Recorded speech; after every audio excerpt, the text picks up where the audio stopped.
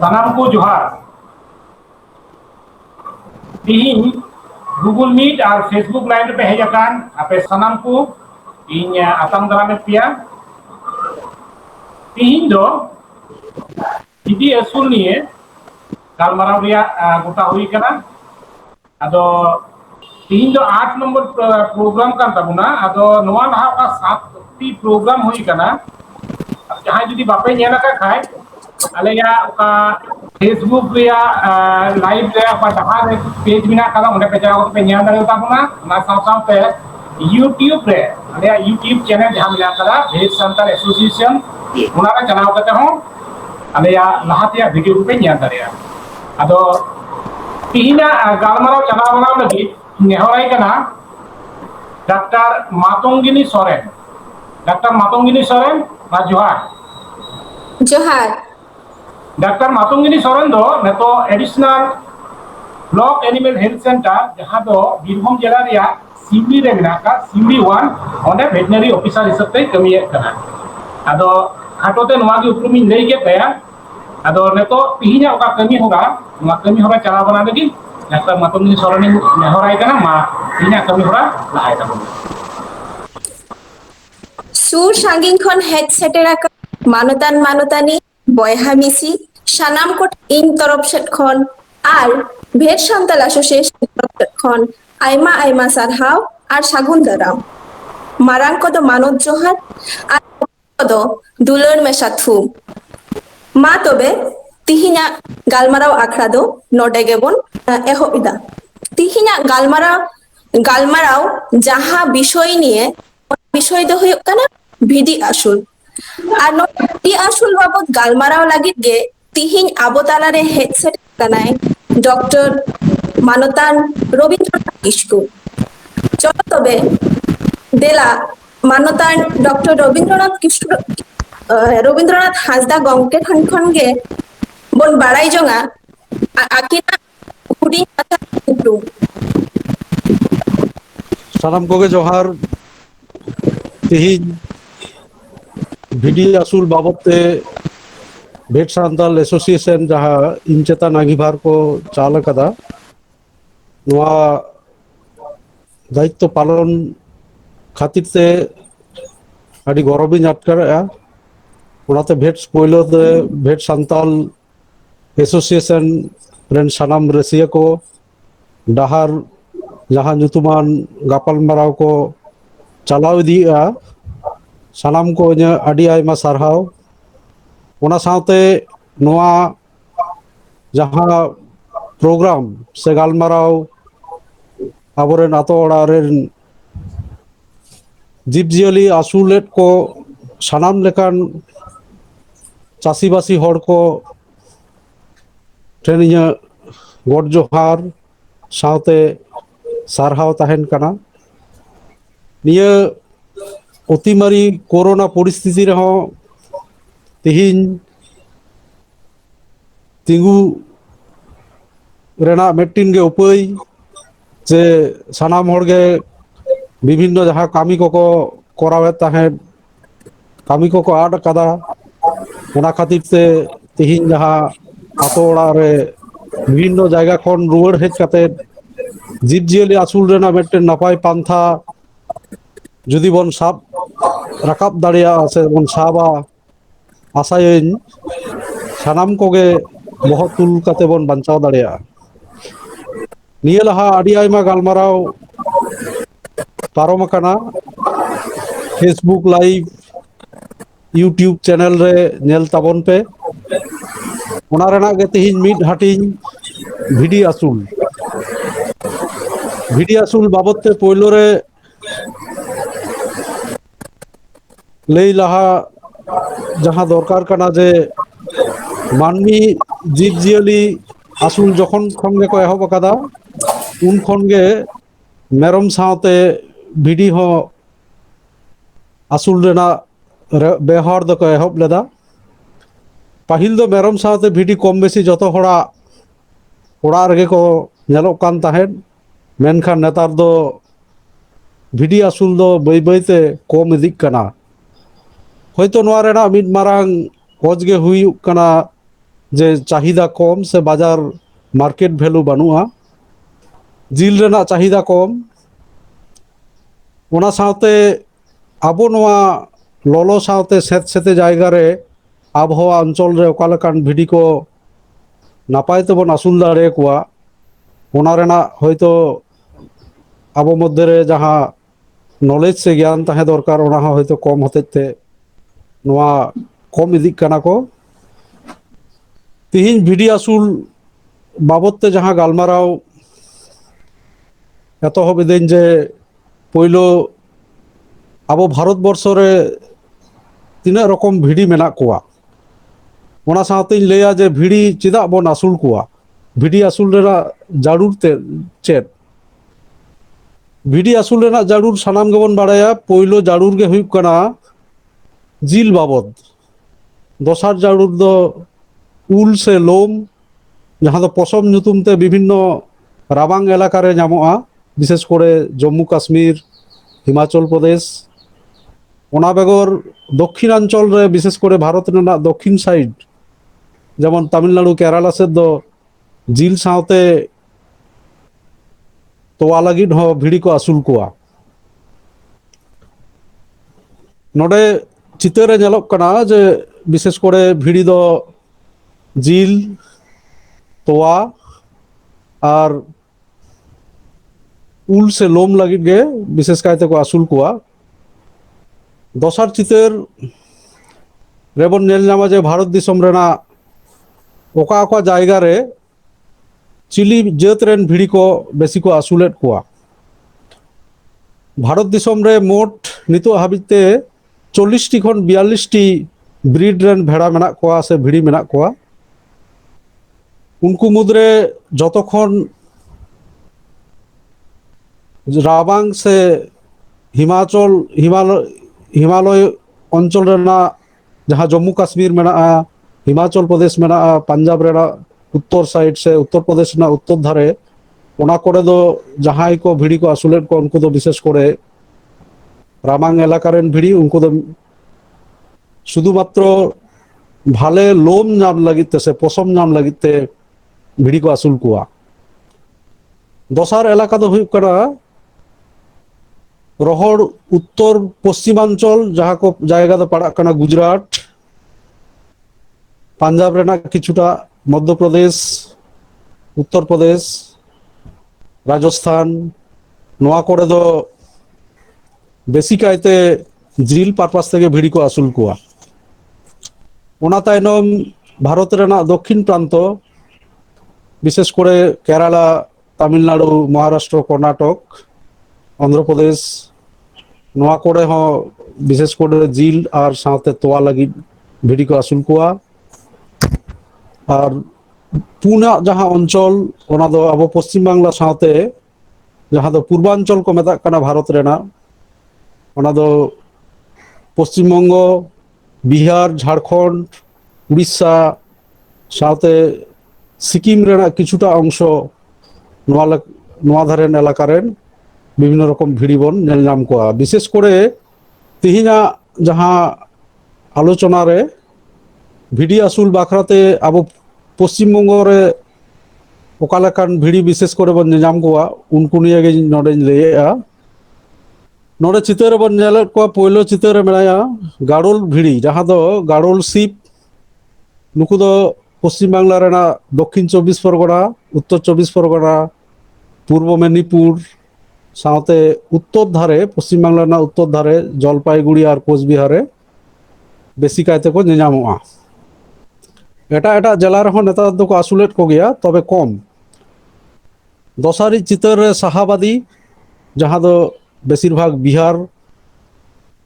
तेसार चितर छोटनागपुरी बोलते अब जहाँ पश्चिम बांग्ला किछुटा पुरुलिया और झारखंड रेना छोटनागपुर अंचल मालभूम अंचल रे नुकु भेड़ा दो बेसी को ñeलोआ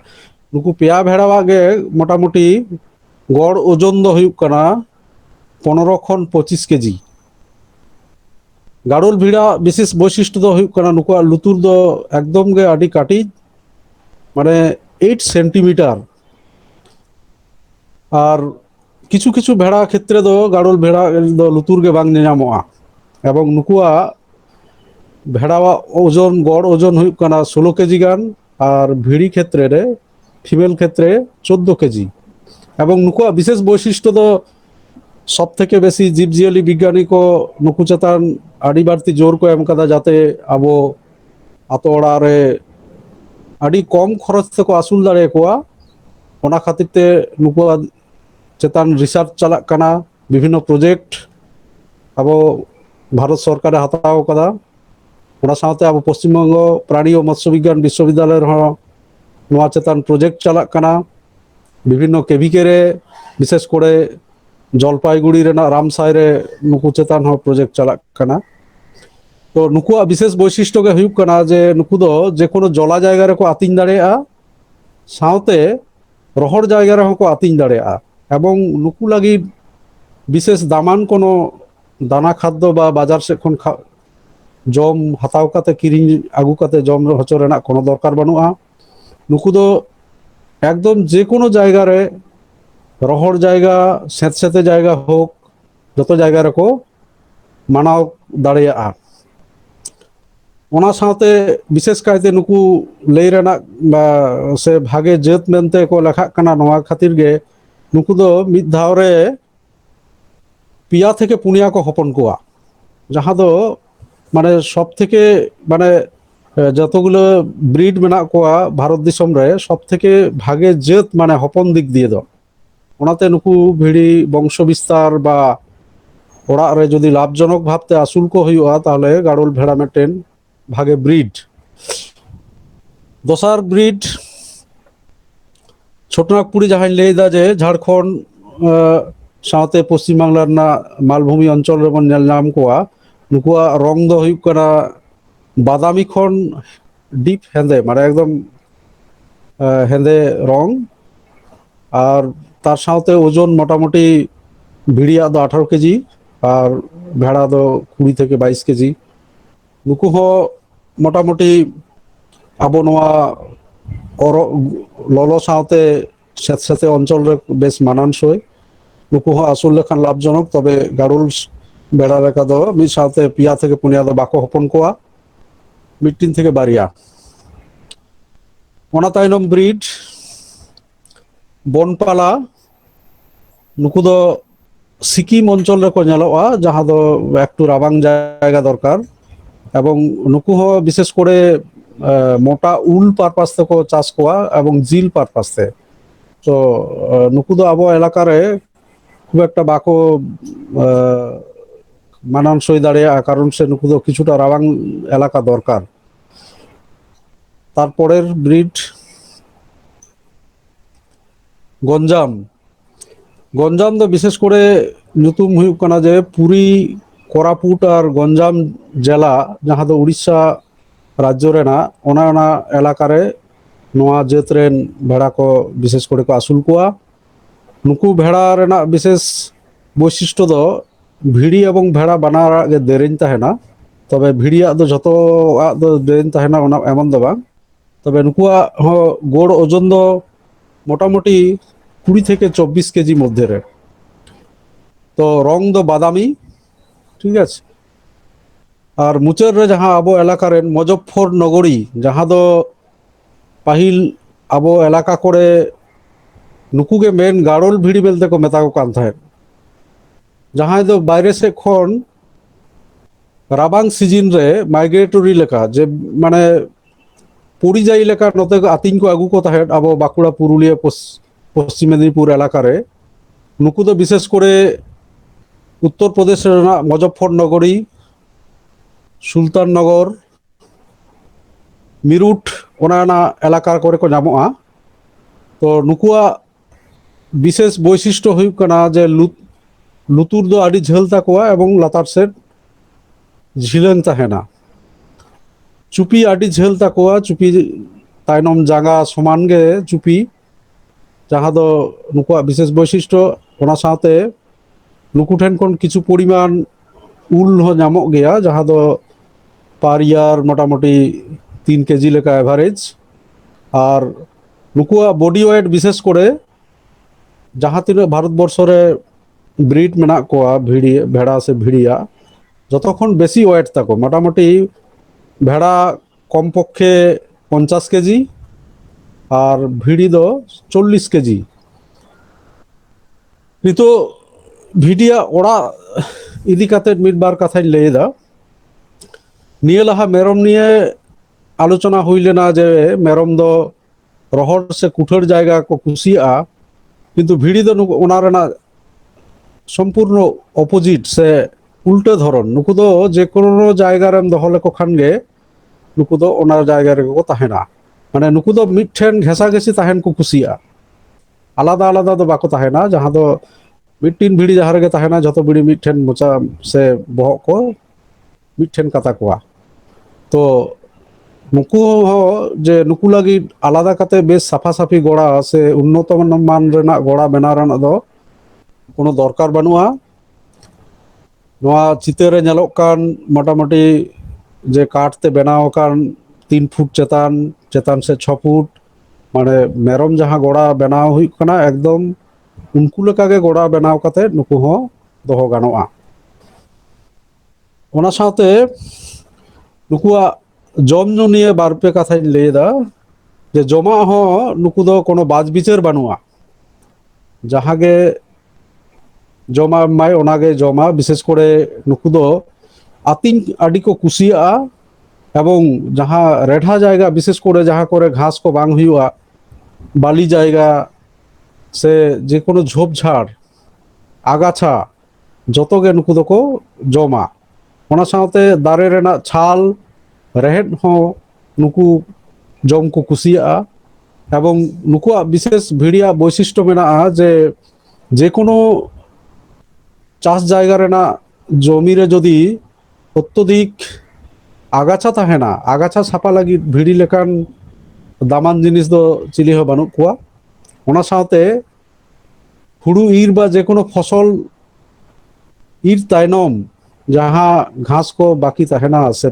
ओना फसल रेना जहां गोड़ाते ताहेना नुकु किंतु आड़ी चेहरा को जम दाड़ेया से को सापा दाड़ेया एवं ओना साथे नुकु जहां पतित जमी ताहेना जहां रे दीर्घदिन जमी रे चाष बांग हुयुक कना से फाँका जायगा मेना ओना पतित जमी दीर्घदिन आतिन आतिन ते नुकुआ जहां राचा से दाग से ओना रे जखन को एमा तो तखन ओना जायगा आस्ते आस्ते आड़ी भागे चाष गानोआ चाष काज रे लागाव गानोआ ओना साथे तालारे जहां छवि बन नेनामेदा से चितर बन नेनामेदा नोआ दो दक्षिण 24 परगना रेन जहां गाड़ोल भेड़ा लैदा उनकुआ ओना छवि नुकु दो हाटू माने गंठेर हाबी दा तोंबा ताहेन रहो से जला जायगा रहो नुकु दो आड़ी आसी आतिन को कुसिया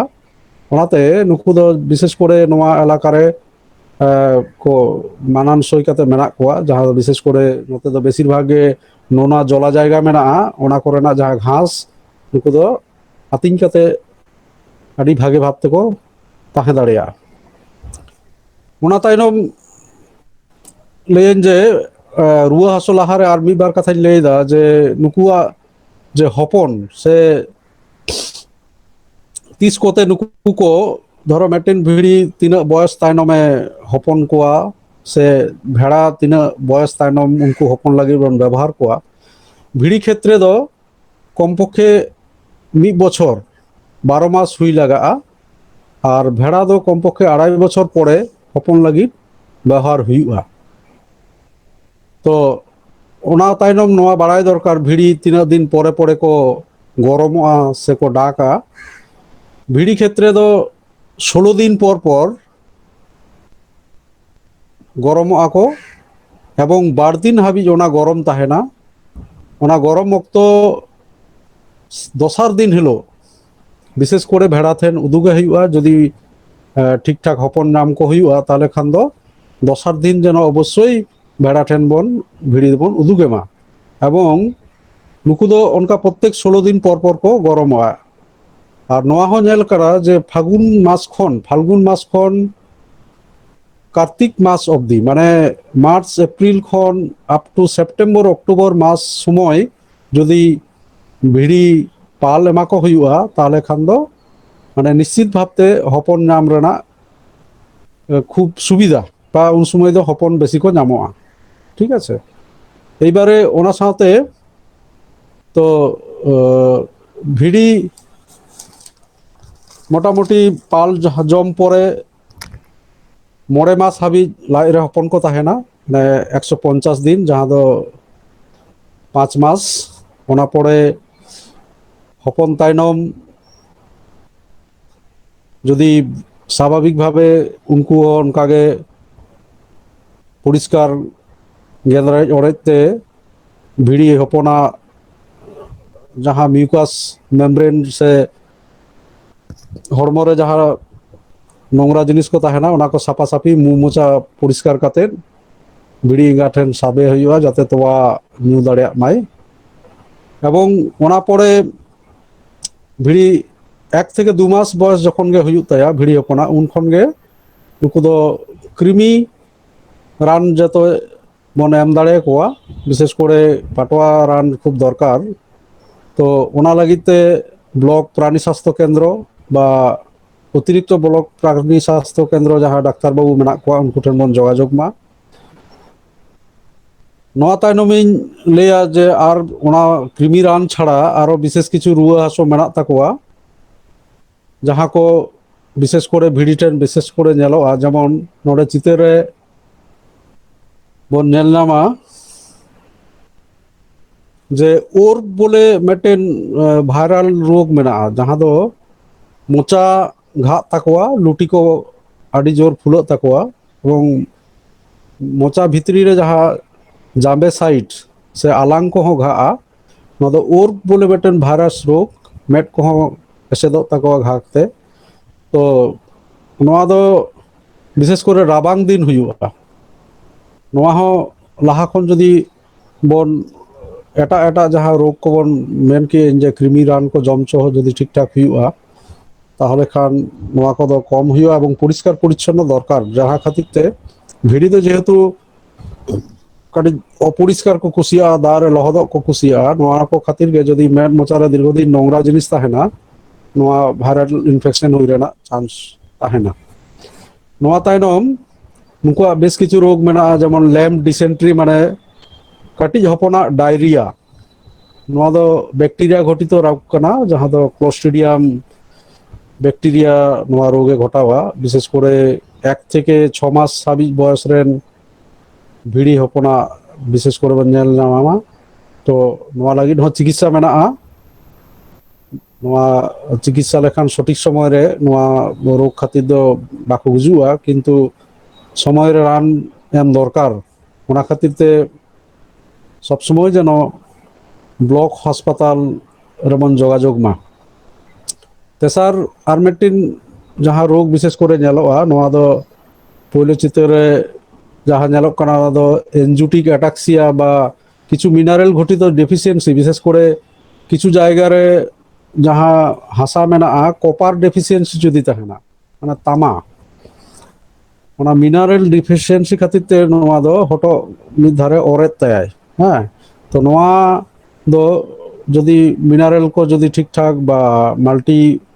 ভিটামিন বা মিনারেল মিক্সচার যদি বন জমচকোয়া, তাহলে খান দো নোয়া কো রোগ দো টেকাও দারাম গানোয়া। আর তালারে যাহা দো নেলক কানা যে মারাং ভেড়া যাহা দো উনি দো হুয়ুগ কানা যে এন্টারোটক্সিমিয়া, নোয়া হ মেটাং ব্যাকটেরিয়া ঘটিত রোগ। তো নোয়া রোগ হ লাজ ফুলা'a, মুচরে ডায়রিয়া হুয়ুआ। তো ডায়রিয়া যদি আডি দিন ধরে হুয়ুआ, যদি বাবন ঠিকঠাক বন চিকিৎসা কোয়া, তাহলে খান দো ভেড়া দো বই বইতে লাঙ্গা চাবায় তারপরে গুজুआ। কিন্তু নোয়া রেনা হ নাপাই চিকিৎসা মেনা, সময় রে যদি চিকিৎসা বন এমা কোয়া, তাহলে খান দো টেকাও দারাম গানোয়া। আর রোগ হাসু রেনা সম্পর্কে ভিড়ি দো খুব কম গেকো হুয়ুগ তাকোয়া, যেহেতু নুকু দো যত রকম জায়গা রেকো তাহে দাড়েয়া, ললো সিতুং জারগে জাপুদ সে সেতে জায়গা, যত রকম জায়গা রেগে নুকু কো মানানসই দাড়েয়া। যাহা খাতিরতে নুকুয়া দো খুব বেশি রোগ বিঘিন তো বানুआ, এবং নুকু হ কম সময়তে ᱟᱹᱰᱤ ᱛᱟᱲᱟᱛᱟᱲᱤ ᱠᱚ ᱦᱟᱨᱟᱜᱼᱟ, ᱡᱟᱦᱟᱸ ᱠᱷᱟᱹᱛᱤᱨ ᱛᱮ ᱡᱩᱫᱤ ᱵᱚᱱ ᱞᱟᱵᱷ ᱡᱚᱱᱚᱠ ᱥᱮ ᱵᱮᱵᱥᱟ ᱢᱚᱱᱮ ᱠᱟᱛᱮ ᱵᱚᱱ ᱟᱹᱥᱩᱞ ᱠᱚᱣᱟ, ᱛᱟᱦᱚᱞᱮ ᱠᱷᱟᱱ ᱫᱚ ᱠᱚᱢ ᱢᱩᱞᱫᱷᱚᱱ ᱮᱢ ᱠᱟᱛᱮ ᱜᱮ ᱟᱭᱢᱟ ᱞᱟᱵᱷ ᱵᱚᱱ ᱧᱟᱢ ᱫᱟᱲᱮᱭᱟᱜᱼᱟ᱾ ᱟᱨ ᱡᱮᱦᱮᱛᱩ ᱵᱷᱮᱲᱟ ᱡᱤᱞ ᱡᱚᱢ ᱱᱚᱰᱮ বিশেষ করে পশ্চিম বাংলা ᱨᱮᱫᱚ বিশেষ চালু বানুয়া, ᱚᱱᱟ ᱠᱷᱟᱹᱛᱤর ᱛᱮ ভেড়া ᱟᱹᱥᱩল ᱥᱮᱫ ᱫᱚ চাষি ᱠᱚ খুব একটা বাকো নজরাᱜᱼᱟ। কিন্তু যেহেতু আবো সান্তাড় সমাজ বা এটাগ এটাগ সমাজ রেহᱚᱸ ভেড়া ᱫᱚ বিভিন্ন পুজো পাসা সে বাপলা বিয়ে সে অন্যান্য আডি কিছু রেগে কো লাগাᱜᱼᱟ। ᱚᱱᱟ ᱠᱷᱟᱹᱛᱤᱨ ᱛᱮ ভেড়া আᱹᱥᱩল ᱫᱚ একদম যে ᱱᱤᱛᱚᱜ ᱵᱟᱝ ᱩᱯᱚᱡᱳᱜী ᱠᱟᱱᱟ তা ᱫᱚ ᱵᱟᱝ, যদি ᱠᱚ ᱛᱟᱦᱮᱱᱟ ᱥᱮᱠᱚ ᱟᱹᱥᱩᱞ ᱠᱚᱣᱟ ᱛᱚᱵᱮ ᱠᱤᱪᱷᱩ ᱫᱚ ᱞᱟᱵᱷ ᱫᱚᱠᱚ ᱧᱟᱢ ᱜᱮᱭᱟ, ᱱᱚᱣᱟ ᱫᱚ ᱞᱟᱹᱭ ᱜᱟᱱᱚᱜᱼᱟ। ᱛᱚ ᱛᱤᱦᱤᱧ ᱱᱚᱣᱟ ᱠᱚ ᱠᱚᱢ ᱠᱟᱛᱷᱟ ᱞᱟᱹᱭ ᱠᱟᱛᱮ ᱜᱮ ᱛᱤᱦᱤᱧ ᱞᱮᱠᱟ ᱫᱚ ᱤᱧᱟᱹᱜ ᱜᱟᱞᱢᱟᱨᱟᱣ ᱤᱧ ᱢᱩᱪᱟᱹᱫ ᱮᱫᱟ। ᱚᱱᱟ ᱜᱟᱞᱢᱟᱨᱟᱣ ᱢᱩᱪᱟᱹᱫ ᱞᱟᱦᱟᱨᱮ ᱛᱤᱦᱤᱧ ᱨᱮ ᱡᱟᱦᱟᱸ ᱱᱚᱣᱟ হোয়াটসঅ্যাপ গ্রুপ ᱰᱟᱦᱟᱨ ᱨᱮᱱ ᱨᱟᱹᱥᱤᱭᱟᱹ ᱠᱚ ᱮᱵᱚᱝ ᱡᱟᱦᱟᱸᱭ ᱠᱚ ᱞᱟᱹᱜᱤᱫ ᱛᱮ ᱱᱚᱣᱟ ᱯᱨᱳᱜᱨᱟᱢ ᱠᱚ ᱫᱚᱦᱚ ᱦᱩᱭ ᱠᱟᱱᱟ ᱥᱮ ᱜᱟᱞᱢᱟᱨᱟᱣ ᱪᱟᱞᱟᱣ ᱤᱫᱤ ᱦᱩᱭᱩᱜ ᱠᱟᱱᱟ, ᱥᱟᱱᱟᱢ ᱠᱚᱣᱟᱜ ᱱᱟᱯᱟᱭ ᱦᱚᱲᱢᱚ ᱢᱚᱱᱮ ᱡᱟᱛᱮ ᱱᱚᱣᱟ ᱠᱳᱨᱳᱱᱟ ᱯᱚরিস্থিতি ᱨᱮᱵᱚᱱ ᱠᱟᱴᱟᱣ ᱫᱟᱲᱮᱭᱟᱜ ᱢᱟ, ᱱᱟᱯᱟᱭ ᱛᱮᱵᱚᱱ ᱛᱟᱦᱮᱱ ᱢᱟ। ᱥᱟᱱᱟᱢ ᱠᱚ ᱟᱹᱰᱤ ᱟᱭᱢᱟ ᱥᱟᱨᱦᱟᱣ ᱮᱢ ᱠᱟᱛᱮ ᱡᱚᱦᱟᱨ ᱪᱟᱞ ᱠᱟᱛᱮ ᱱᱚᱰᱮ ᱜᱤᱧ ᱢᱩᱪᱟᱹᱫᱮᱜᱼᱟ। ᱡᱚᱦᱟᱨ।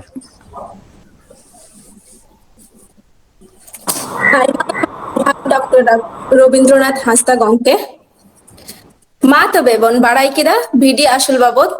ᱠᱤᱪᱷᱩ ᱫᱟᱢᱟᱱᱟᱱ ᱠᱟᱛᱷᱟ। ᱚᱠᱚᱭ ᱠᱚᱫᱚ ᱫᱳᱭᱱᱚᱱᱫᱤᱱ ᱡᱤᱵᱚᱱ ᱨᱮ ᱵᱷᱤᱰᱤ ᱟᱹᱥᱩᱞ ᱛᱟᱞᱟᱛᱮ ᱱᱤᱭᱟᱹ ᱠᱚ ᱜᱟᱞᱢᱟᱨᱟᱣ ᱠᱚᱵᱚᱱ ᱵᱟᱲᱟᱭ ᱛᱟᱦᱮᱸᱫ ᱜᱮ, ᱟᱨ ᱡᱟᱦᱟᱸᱭ ᱠᱚ ᱵᱟᱵᱚᱱ ᱵᱟᱲᱟᱭᱟ ᱩᱱᱠᱩ ᱫᱚ ᱱᱤᱭᱟᱹ ᱜᱟᱞᱢᱟᱨᱟᱣ ᱛᱟᱞᱟ ᱛᱮᱵᱚᱱ ᱵᱟᱲᱟᱭ ᱠᱮᱫᱟ। ᱢᱟ ᱛᱚᱵᱮ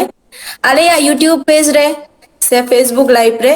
ᱠᱚᱢᱮন্ᱴ ᱠᱟᱛᱮ ᱵᱚᱱ ᱵᱟᱲᱟᱭ ᱦᱚᱪᱚ ᱫᱟᱲᱮᱭᱟᱜᱼᱟ। ᱟᱨ ᱡᱩᱫᱤ ᱡᱟᱦᱟᱱᱟᱜ ᱠᱩᱠᱞᱤ ᱛᱮᱱᱟᱜ ᱢᱮᱱᱟᱜ ᱠᱷᱟᱱ, ᱟᱨ ᱵᱟᱝᱠᱷᱟᱱ ᱵᱷᱤᱰᱤ ᱟᱹᱥᱩᱞ ᱵᱟᱵᱚᱫ ᱡᱟᱦᱟᱱᱟᱜ ᱨᱳᱜᱽ ᱟᱡᱟর ᱥᱮ ᱡᱟᱦᱟᱸ ᱡᱟᱭᱜᱟ ᱥᱯᱮᱥᱤᱯᱷᱤᱠ ᱡᱟᱦᱟᱱᱟᱜ ᱚᱥᱩᱵᱤᱫᱷᱟ ᱡᱩᱫᱤ ᱟᱴᱠᱟᱨ ᱠᱟᱫᱟ ᱯᱮ ᱡᱟᱦᱟᱸᱭ ᱜᱮ, ᱛᱟᱦᱞᱮ ᱱᱤᱭᱟᱹ ᱜᱟᱞᱢᱟᱨᱟᱣ ᱟᱠᱷᱲᱟ ᱨᱮ ᱱᱤᱛᱚᱜ ᱯᱮ ᱞᱟᱹᱭ ᱥᱚᱫᱚᱨ ᱫᱟᱲᱮᱭᱟᱜᱼᱟ। ᱡᱟᱦᱟᱸᱭᱟᱜ ᱡᱟᱦᱟᱱᱟᱜ ᱠᱩᱠᱞᱤ ᱛᱮᱱᱟᱜ ᱛᱟᱦᱮᱸ ᱞᱮᱱᱠᱷᱟᱱ ᱠᱟᱹᱴᱤᱡ ᱞᱟᱹᱭ ᱥᱚᱫᱚᱨ ᱛᱟᱵᱚᱱ ᱯᱮ। Hello hello. ᱦᱮᱸ ᱞᱟᱹᱭ ᱵᱮᱱ। হ্যাঁ ᱞᱟᱹᱭ ᱟᱹᱞᱤᱧ ᱡᱮ ᱡᱟᱦᱟᱸ ᱰᱟᱠᱛᱟᱨ ᱠᱚᱠᱤᱱ ᱞᱟᱹᱭ ᱠᱮᱜᱼᱟ ᱡᱮ ᱵᱷᱤᱰᱤ ᱟᱹᱥᱩᱞ ᱞᱮᱠᱚ ᱠᱷᱟᱱ ᱢᱟᱱᱮ ᱞᱟᱵᱷ ᱫᱚ ᱦᱩᱭᱩᱜ ᱜᱮᱭᱟ। ᱛᱚ ᱢᱟᱱᱮ ᱡᱤᱞ ᱥᱮᱱ ᱠᱟᱛᱮ ᱪᱮᱫ ᱞᱮᱠᱟ ᱞᱟᱵᱷ ᱥᱮ ᱢᱟᱱᱮ ᱢᱟᱨᱠᱮᱴ ᱨᱮ ᱪᱮᱫ ᱞᱮᱠᱟ ᱡᱤᱞ ᱟᱠᱷᱨᱤᱧᱚᱜᱼᱟ ᱥᱮ ᱵᱟᱝ ᱟᱠᱷᱨᱤᱧᱚᱜᱼᱟ, ᱱᱚᱝᱠᱟᱱᱟᱜ ᱡᱩᱫᱤ ᱫᱤᱥ ᱦᱩᱫᱤᱥ, ᱡᱚᱫᱤ ᱟᱹᱞᱤᱧ ᱞᱤᱧ ᱪᱟᱥ ᱠᱮᱫ ᱠᱚᱣᱟ ᱫᱤᱱᱟᱹᱢ ᱢᱟᱨᱠᱮᱴ ᱨᱮ ᱚᱱᱠᱟ ᱡᱤᱞ ᱟᱠᱷᱨᱤᱧ ᱨᱮᱱᱟᱜ ᱚᱱᱠᱟᱱᱟᱜ ᱥᱩᱡᱳᱜᱽ ᱞᱤᱧ ᱧᱟᱢᱟ ᱥᱮ ᱵᱟᱝᱟ, ᱚᱱᱟ ᱠᱟᱹᱴᱤᱡ ᱵᱟᱲᱟᱭ ᱥᱟᱱᱟᱭᱮᱫ ᱞᱤᱧᱟ ᱟᱨᱠᱤ। জিল মার্কেট রে ᱫᱚ ᱪᱟᱦᱤᱫᱟ ᱫᱚ তুলনামূলক ᱡᱟᱦᱟᱸ বর্তমান পরিস্থিতি রে ᱧᱮᱞᱚᱜ ᱠᱟᱱᱟ ᱛᱚ ᱠᱚᱢ ᱜᱮᱭᱟ, ᱮᱱᱛᱮ ᱨᱮᱦᱚᱸ বিশেষ করে লাইভ এনিম্যাল ᱡᱟᱦᱟᱸ ᱫᱚ ᱵᱟᱧᱪᱟᱣ এনিম্যাল বাজার রে হাতাও কাতে এটাᱜ রাজ্য ᱡᱟᱦᱟᱸ ᱨᱮ বেশি ভেড়া সে ভিড়ি জিল ᱠᱚ ᱡᱚᱢᱟ, তো ᱱᱩᱠᱩ লাইভ এনিম্যাল আখরিᱧ ᱫᱚ কিন্তু ᱢᱮᱨᱚᱢ ᱞᱮᱠᱟ ᱜᱮ ᱢᱮᱱᱟᱜᱼᱟ। তো আবো নোয়া পশ্চিম বাংলা রে চল বানুᱜ ᱨᱮᱦᱚᱸ বিভিন্ন ᱡᱟᱦᱟᱸ উত্তরাঞ্চল বলো ভারত রেনাᱜ উত্তর প্রদেশ ধারে বা রাবাং ধারে দো যেহেতু ভেড়া জিল রেদো বেশি পরিমাণ ফ্যাট সে কোলেস্ট্রল মেনাᱜᱼᱟ, রাবাং এলাকা করে বিশেষ করে জাহাঁই মিলিটারি ফোর্স কো তাহেন কানা, তো উনকু লাগি তো কিন্তু নোয়া ভেড়া জিল গে কো এমা কোয়া। হ্যাঁ, আচ্ছা তো ওনা লাইভ এনিম্যাল আবো নোডে দো জিল কাতে আখরিᱧ লেকানা স্কোপ সে নোডে মার্কেট দো বানুᱜᱼᱟ। তবে এটাᱜ স্টেট রেদো নোয়া রেনাᱜ লাইভ এনিম্যাল কিরিᱧ ইদি কাতে এটাᱜ স্টেট রেকো ইদিয়েদ ᱠᱚᱣᱟ, ᱚᱱᱟ ᱫᱚ ᱠᱤᱱᱛᱩ যথারীতি ভাগে গে মেনাᱜᱼᱟ। ᱟᱪᱪᱷᱟ ᱡᱚᱦᱟᱨ ᱜᱮ ᱡᱚᱦᱟᱨ ᱜᱮ। ᱴᱷᱤᱠ ᱟᱪᱷᱮ, ᱟᱹᱰᱤ ᱨᱟᱹᱥᱠᱟᱹ ᱞᱤᱧ ᱟᱴᱠᱟᱨ ᱠᱮᱜᱼᱟ ᱟᱹᱵᱤᱱᱟᱜ ᱫᱟᱢᱟᱱᱟᱱ ᱠᱟᱛᱷᱟ ᱟᱸᱡᱚᱢ ᱠᱟᱛᱮ, ᱴᱷᱤᱠ ᱜᱮᱭᱟ ᱟᱹᱞᱤᱧ ᱛᱚᱨᱚফ ᱠᱷᱚᱱ। ᱟᱨᱦᱚᱸ ᱦᱮᱞᱳ ᱡᱟᱦᱟᱸᱭ ᱦᱮᱞᱳ হ্যাঁ, ᱦᱮᱞᱳ। ᱟᱸᱡᱚᱢᱚᱜ ᱠᱟᱱᱟ ᱞᱟᱹᱭ ᱵᱮᱱ। ᱦᱮᱸ ᱟᱹᱞᱤᱧ ᱞᱤᱧ ᱞᱟᱹᱭ ᱞᱮᱫᱟ, ᱟᱪᱪᱷᱟ ᱟᱹᱞᱤᱧ ᱞᱤᱧ ᱞᱟᱹᱭᱫᱟ ᱟᱹᱞᱤᱧ ᱦᱚᱸ ᱵᱷᱤᱰᱤ ᱟᱹᱥᱩᱞ ᱠᱟᱹᱴᱤᱡ ᱤᱭᱟᱹ ᱤᱪᱪᱷᱟᱹ ᱦᱮᱱᱟᱜ ᱛᱟᱹᱞᱤᱧᱟ᱾ ᱟᱹᱞᱤᱧ ᱫᱚ ᱡᱤᱞ ᱯᱟᱨᱯᱟᱥ ᱛᱮᱫᱚ ᱵᱟᱹᱞᱤᱧ ᱟᱹᱥᱩᱞ ᱠᱚᱣᱟ, ᱟᱹᱞᱤᱧ ᱚᱱᱮ ᱡᱟᱦᱟᱸ ᱰᱟᱠᱛᱟᱨ ᱵᱟᱹᱵᱩ ᱰᱟᱠᱛᱟᱨ ᱜᱚᱢᱠᱮ ᱞᱟᱹᱭ ᱠᱮᱫᱟᱭ ᱡᱮ ᱯᱚᱥᱚᱢ ᱚᱱᱟ ᱩᱞ ᱛৈᱨᱤ ᱞᱟᱹᱜᱤᱫ, ᱚᱱᱟ ᱠᱚ ᱞᱟᱹᱜᱤᱫ ᱜᱮ ᱟᱹᱥᱩᱞ ᱤᱪᱪᱷᱟᱹ ᱦᱮᱱᱟᱜ ᱛᱟᱹᱞᱤᱧᱟ᱾ ᱛᱚ ᱚᱱᱟ ᱠᱚ ᱟᱹᱞᱤᱧ ᱛᱚ ᱢᱟᱨᱠᱮᱴ ᱛᱚ ᱵᱟᱹᱞᱤᱧ ᱵᱟᱲᱟᱭᱟ, ᱛᱚ ᱚᱱᱟ ᱠᱚ ᱟᱹᱠᱷᱨᱤᱧ ᱞᱟᱹᱜᱤᱫ ᱟᱹᱞᱤᱧ ᱫᱚ ᱚᱠᱟᱨᱮ ᱢᱟᱱᱮ ᱠᱟᱹᱴᱤᱡ ᱫᱤᱥ ᱦᱩᱫᱤᱥ ᱵᱤᱱ ᱮᱢᱟᱞᱤᱧ ᱠᱷᱟᱡ ᱫᱚ ᱠᱟᱹᱴᱤᱡ ᱵᱷᱟᱜᱮ ᱠᱚᱜᱼᱟ᱾ ᱟᱹᱰᱤ ᱱᱟᱯᱟᱭ ᱠᱩᱠᱞᱤ᱾ ᱡᱟᱦᱟᱸ ᱛᱚ ᱯᱚᱥᱚᱢ ᱵᱤᱱ ᱞᱟᱹᱭ ᱠᱮᱫᱟ᱾ ᱦᱮᱸ ᱯᱚᱥᱚᱢ ᱛᱚ ᱟᱵᱚ ᱱᱚᱛᱮ ᱡᱟᱦᱟᱸ ᱯᱨᱚᱛᱷᱚᱢ ᱨᱮᱜᱮ ᱟᱵᱚ ᱡᱟᱦᱟᱸ ᱮᱞᱟᱠᱟ ᱵᱤᱥᱮᱥ ᱠᱚᱨᱮ ᱯᱚᱥᱪᱤᱢ ᱵᱟᱝᱞᱟ ᱨᱮᱱᱟᱜ ᱱᱚᱣᱟ ᱟᱵᱚ ᱫᱚᱠᱠᱷᱤᱱᱟᱧᱪᱚᱞ ᱵᱚᱨᱫᱷᱚᱢᱟᱱ, ᱵᱟᱸᱠᱩᱲᱟ, ᱯᱩᱨᱩᱞᱤᱭᱟᱹ ᱱᱚᱣᱟ ᱠᱚᱨᱮ ᱫᱚ ᱡᱟᱦᱟᱸ ᱟᱵᱚᱦᱟᱣᱟ ᱢᱮᱱᱟᱜᱼᱟ, ᱵᱤᱥᱮᱥ ᱠᱚᱨᱮ ᱞᱚᱞᱚ ᱟᱨ ᱥᱮᱸᱛᱥᱮᱸᱛᱮ ᱡᱟᱦᱟᱸ ᱫᱚ ᱵᱷᱮᱲᱟ ᱵᱤᱥᱮᱥ ᱠᱚᱨᱮ ᱟᱹᱵᱤᱱ ᱡᱟᱦᱟᱸ ᱯᱚᱥᱚᱢ ᱥᱮ ᱩᱞ ᱞᱟᱹᱜᱤᱫ ᱵᱤᱱ ᱟᱹᱥᱩᱞ ᱠᱚᱣᱟ, ᱩᱱᱠᱩ ᱵᱷᱮᱲᱟ ᱫᱚ ᱱᱚᱰᱮ ᱫᱚ ᱟᱹᱥᱩᱞ ᱫᱚ ᱵᱟᱝ ᱜᱟᱱᱚᱜᱼᱟ᱾ ᱮᱭᱵᱟᱨᱮ ᱡᱩᱫᱤ ᱵᱤᱱ ᱟᱹᱥᱩᱞ ᱠᱮ ᱨᱮᱦᱚᱸ ᱮᱱᱛᱮ ᱨᱮᱦᱚᱸ ᱛᱚ ᱟᱹᱵᱤᱱ ᱡᱟᱦᱟᱸ ᱞᱟᱵᱷ ᱞᱟᱹᱜᱤᱫ ᱵᱤᱱ ᱟᱹᱥᱩᱞ ᱠᱚᱣᱟ ᱚᱱᱟ ᱫᱚ ᱵᱟᱝ ᱦᱩᱭᱩᱜᱼᱟ᱾ ᱟᱹᱵᱤᱱ ᱡᱟᱦᱟᱸ ᱵᱷᱮᱲᱟ ᱵᱤᱱ ᱟᱹᱥᱩᱞ ᱫᱟᱲᱮᱭᱟᱠᱚᱣᱟ ᱩᱱᱠᱩ ᱫᱚ ᱟᱹᱞᱤᱧ ᱡᱟᱦᱟᱸ ᱵᱷᱮᱲᱟ ᱞᱤᱧ ᱩᱫᱩᱜ ᱠᱮᱫ ᱠᱚᱣᱟ ᱩᱱᱠᱩ ᱴᱷᱮᱱ ᱠᱷᱚᱱ ᱦᱚᱸ ᱡᱮᱢᱚᱱ ᱵᱚᱱᱯᱟᱞᱟ, ᱜᱟᱲᱚᱞ ᱥᱤᱢ ᱵᱟ ᱪᱷᱳᱴᱱᱟᱜᱽᱯᱩᱨᱤ ᱱᱩᱠᱩ ᱜᱮ ᱮᱠᱢᱟᱛᱨᱚ ᱱᱚᱣᱟ ᱡᱟᱭᱜᱟ ᱨᱮᱫᱚ ᱠᱚ ᱟᱹᱥᱩᱞ ᱜᱟᱱᱚᱜᱼᱟ, ᱮᱵᱚᱝ ᱱᱩᱠᱩ ᱴᱷᱮᱱ ᱠᱷᱚᱱ ᱡᱟᱦᱟᱸ ᱩᱞ ᱧᱟᱢᱚᱜᱼᱟ ᱚᱱᱟ ᱫᱚ ᱠᱤᱱᱛᱩ ᱩᱞ ᱨᱮᱱᱟᱜ ᱡᱟᱦᱟᱸ ᱯᱨᱚᱛᱮᱠ ᱵᱚᱪᱷᱚᱨ ᱨᱮᱱᱟᱜ ᱮᱵᱷᱟᱨᱮᱡᱽ ᱡᱟᱦᱟᱸ ᱤᱞᱰ ᱚᱱᱟ ᱫᱚ ᱟᱹᱰᱤ ᱠᱚᱢ ᱜᱮᱭᱟ, ᱮᱵᱚᱝ ᱚᱱᱟ ᱫᱚ ᱢᱳᱴᱟ ᱩᱞ ᱠᱚ ᱢᱮᱛᱟᱜᱼᱟ ᱡᱟᱦᱟᱸ ᱫᱚ ᱠᱟᱨᱯᱮᱴ ᱨᱮ ᱤᱭᱩᱡᱽ ᱦᱩᱭᱩᱜᱼᱟ, ᱠᱟᱨᱯᱮᱴ ᱡᱟᱦᱟᱸ ᱨᱮᱱᱟᱜ ᱰᱤᱢᱟᱱᱰ ᱫᱚ ᱠᱚᱢ᱾ ᱟᱨ ᱦᱩᱸ ᱱᱩᱠᱩ ᱡᱟᱦᱟᱸ ᱟᱪᱪᱷᱟ ᱟᱪᱪᱷᱟ ᱡᱟᱦᱟᱸ ᱩᱞ ᱞᱟᱹᱜᱤᱫ ᱵᱤᱱ ᱟᱹᱥᱩᱞ ᱠᱚ ᱞᱟᱹᱜᱤᱫ ᱩᱱᱠᱩ ᱫᱚ ᱮᱠᱢᱟᱛᱨᱚ ᱡᱟᱦᱟᱸ ᱨᱟᱵᱟᱝ ᱮᱞᱟᱠᱟ ᱵᱤᱥᱮᱥ ᱠᱚᱨᱮ ᱡᱚᱢᱢᱩ ᱠᱟᱥᱢᱤᱨ, ᱦᱮᱸ ᱦᱤᱢᱟᱪᱚᱞ ᱯᱨᱚᱫᱮᱥ ᱡᱟᱦᱟᱸ ᱚᱱᱟ ᱨᱟᱵᱟᱝ ᱮᱞᱟᱠᱟ ᱪᱷᱟᱲᱟ ᱩᱞ ᱞᱮᱠᱟᱱ ᱵᱷᱮᱲᱟ ᱫᱚ ᱵᱟᱝᱠᱚ ᱟᱹᱥᱩᱞ ᱜᱟᱱᱚᱜᱼᱟ᱾ ᱮᱠᱢᱟᱛᱨᱚ ᱨᱟᱵᱟᱝ ᱮᱞᱟᱠᱟ ᱨᱮᱜᱮ ᱟᱪᱪᱷᱟ ᱱᱩᱠᱩ ᱵᱷᱤᱰᱤ ᱫᱚ ᱟᱹᱥᱩᱞ ᱜᱟᱱᱚᱜᱼᱟ, ᱩᱞ ᱯᱟᱨᱯᱟᱥ ᱛᱮᱫᱚ᱾ ᱟᱵᱚ ᱱᱚᱰᱮ ᱟᱹᱥᱩᱞ ᱟᱪᱪᱷᱟ ᱠᱚᱨᱛᱮ ᱟᱪᱪᱷᱟ ᱜᱮᱞᱮ ᱥᱩᱫᱷᱩ ᱢᱟᱛᱨᱚ ᱡᱤᱞ ᱠᱤᱪᱷᱩᱴᱟ ᱯᱚᱨᱤᱢᱟᱱ ᱩᱞ, ᱡᱟᱦᱟᱸ ᱩᱞ ᱦᱚᱸ ᱟᱪᱪᱷᱟ ᱠᱤᱱᱛᱩ ᱢᱳᱴᱟ ᱩᱞ ᱠᱟᱨᱯᱮᱴ ᱯᱟᱨᱯᱟᱥ ᱨᱮ ᱤᱭᱩᱡᱚᱜᱼᱟ, ᱯᱚᱥᱢᱤᱱᱟ ᱩᱞ ᱫᱚ ᱵᱟᱝ ᱧᱟᱢᱚᱜᱼᱟ᱾ ᱟᱪᱪᱷᱟ ᱟᱪᱪᱷᱟ ᱴᱷᱤᱠ ᱜᱮᱭᱟ, ᱮᱠᱫᱚᱢ ᱟᱭᱢᱟ ᱜᱮ ᱥᱟᱨᱦᱟᱣ᱾ ᱦᱮᱸ ᱡᱚᱦᱟᱨ᱾ ᱡᱚᱦᱟᱨ᱾ ᱟᱨᱦᱚᱸ ᱡᱟᱦᱟᱸᱭ ᱠᱚᱣᱟᱜ ᱡᱟᱦᱟᱸ ᱞᱮᱠᱟᱱᱟᱜ ᱠᱩᱠᱞᱤ ᱛᱮᱱᱟᱜ ᱛᱟᱦᱮᱸ ᱞᱮᱱᱠᱷᱟᱱ ᱞᱟᱹᱭ ᱛᱟᱵᱚᱱ ᱯᱮ᱾ ᱯᱷᱮᱥᱵᱩᱠ ᱞᱟᱭᱤଭ ᱨᱮ ᱡᱟᱦᱟᱸᱭᱟᱜ ᱡᱟᱦᱟᱱᱟᱜ ᱠᱩᱠᱞᱤ ᱢᱮᱱᱟᱜ ᱠᱷᱟᱱ ᱠᱟᱹᱴᱤᱡ ᱞᱟᱹᱭ ᱥᱚᱫᱚᱨ ᱵᱮᱱ ᱥᱴᱤᱯᱷᱮᱱ ᱫᱟ᱾ ᱟᱪᱪᱷᱟ ᱱᱤᱭᱟᱹ ᱦᱟᱹᱵᱤᱡ ᱫᱚ ᱵᱟᱝ ᱧᱮᱞᱚᱜ ᱠᱟᱱᱟ, ᱟᱫᱚ ᱦᱟᱸᱜ ᱦᱮᱡ ᱞᱮᱱᱠᱷᱟᱱ ᱦᱟᱸᱜ ᱞᱟᱹᱭᱟ᱾ ᱟᱪᱪᱷᱟ ᱯᱚᱨᱚᱵᱚᱨᱛᱤ ᱠᱟᱞ ᱨᱮᱦᱚᱸ ᱡᱟᱦᱟᱸᱭᱟᱜ ᱡᱟᱦᱟᱸ ᱵᱷᱤᱰᱤ ᱟᱥᱩᱞ ᱥᱚᱢᱵᱚᱱᱫᱷᱮ ᱡᱟᱦᱟᱸᱭ ᱠᱚ ᱡᱩᱫᱤ ᱡᱟᱦᱟᱱᱟᱜ ᱡᱟᱦᱟᱸ ᱞᱮᱠᱟᱱᱟᱜ ᱜᱮ ᱜᱟᱞᱢᱟᱨᱟᱣ ᱥᱮ ᱵᱟᱲᱟᱭ ᱛᱮᱱᱟᱜ ᱛᱟᱦᱮᱸ ᱞᱮᱱᱠᱷᱟᱱ ᱠᱚᱢᱮᱱᱴ ᱛᱮᱵᱚᱱ ᱵᱟᱲᱟᱭ ᱦᱚᱪᱚᱭ ᱢᱟ᱾ ᱟᱞᱮ ᱵᱷᱮᱴ ᱥᱟᱱᱛᱟᱞ ᱮᱥᱳᱥᱤᱭᱮᱥᱚᱱ ᱯᱟᱥᱴᱟ ᱠᱷᱚᱱᱞᱮ ᱪᱮᱥᱴᱟᱭᱟ ᱚᱱᱟ ᱠᱩᱠᱞᱤ ᱨᱮᱱᱟᱜ ᱛᱮᱞᱟ ᱮᱢ᱾ ᱛᱤᱦᱤᱧ ᱫᱚ ᱛᱟᱦᱚᱞᱮ ᱱᱚᱰᱮ ᱜᱮ ᱱᱚᱣᱟ ᱜᱟᱞᱢᱟᱨᱟᱣ ᱟᱠᱷᱲᱟ ᱫᱚᱵᱚᱱ ᱢᱩᱪᱟᱹᱫ ᱮᱫᱟ᱾ ᱢᱟ ᱛᱚᱵᱮ ᱡᱷᱚᱛᱚ ᱦᱚᱲ ᱜᱮ ᱡᱚᱦᱟᱨ, ᱟᱭᱢᱟ ᱟᱭᱢᱟ ᱥᱟᱨᱦᱟᱣ᱾ ᱡᱚᱦᱟᱨ᱾ ᱡᱚᱦᱟᱨ᱾